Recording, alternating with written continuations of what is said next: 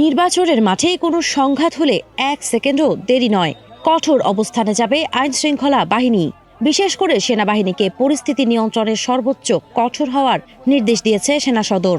ত্রয়োদশ জাতীয় সংসদ নির্বাচনকে সামনে রেখে সারা দেশে বাড়ানো হয়েছে নজরদারি। আইনশৃঙ্খলা বাহিনী 3000-এর বেশি ব্যক্তির একটি বিশেষ তালিকা তৈরি করেছে,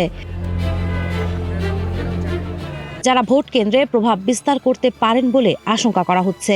এই তালিকাভুক্ত ব্যক্তিদের উপর থাকবে পুলিশ ও সেনাবাহিনীর সরাসরি নজর। কেউ বিশৃঙ্খলা তৈরির চেষ্টা করলে গ্রেপ্তার করা হবে এবং নির্বাচনের আগে তাদের আর ছাড়া হবে না, এমন কঠোর বার্তাও দেওয়া হয়েছে।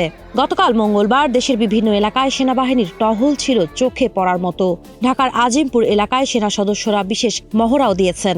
নির্বাচন সুষ্ঠু ও শান্তিপূর্ণ করতে মাঠে নামানো হয়েছে প্রায় 10 লাখ আইনশৃঙ্খলা বাহিনীর সদস্য।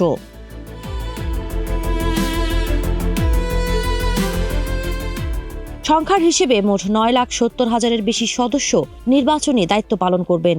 এর মধ্যে আনসার ও ভিডিপি 5,76,000-এর বেশি, সেনাবাহিনী 1,03,000, পুলিশ 1,87,000, বিজিবি 37,000-এর বেশি, র্যাব 9,000-এর বেশি সদস্য মোতায়েন থাকবে।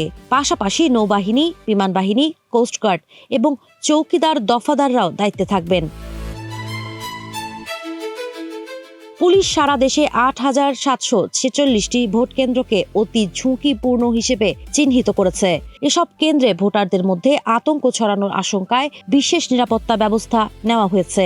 ব্যবহার করা হবে 25,500টি বডি ওর্ন ক্যামেরা। এর মধ্যে প্রায় 15,000 ক্যামেরা অনলাইনে সংযুক্ত থাকবে, যেগুলো থেকে গোলমাল হলে SOS পাঠিয়ে সরাসরি লাইভ স্ট্রিমিং করা যাবে। বাকি 10,000 ক্যামেরা থাকবে অফলাইনে, যা পরে যাচাইয়ের কাজে ব্যবহৃত হবে। এসব ক্যামেরা ব্যবহারের দায়িত্ব জেলা পুলিশ সুপারদের হাতে। স্বরাষ্ট্র উপদেষ্টা লেফটেন্যান্ট জেনারেল অবসরপ্রাপ্ত জাহাঙ্গীর আলম চৌধুরী বলেছেন, 12 ফেব্রুয়ারির নির্বাচনে ভোট কারচুপির কোনো শঙ্কা নেই। কোথাও অনিয়ম হলে সঙ্গে সঙ্গে ব্যবস্থা নেওয়া হবে। সীমান্ত এলাকায় বিজিবি মোতায়েন বাড়ানো হয়েছে, প্রয়োজনে সেনাবাহিনীও পাঠানো হবে। নির্বাচনের দিন মাঠে থাকবেন 1051 জন এক্সিকিউটিভ ম্যাজিস্ট্রেট। নির্বাচন কমিশন জানিয়েছে, কেন্দ্রীয় সমন্বয় সেল ও সুরক্ষা অ্যাপের মাধ্যমে সার্বক্ষণিক পরিস্থিতি পর্যবেক্ষণ করা হবে। সব মিলিয়ে নির্বিঘ্ন, শঙ্কাহীন ভোট নিশ্চিত করতে এবার নিরাপত্তা বলয় সর্বোচ্চ শক্ত অবস্থানে। সাবা খান, নাগরিক প্রতিদিন।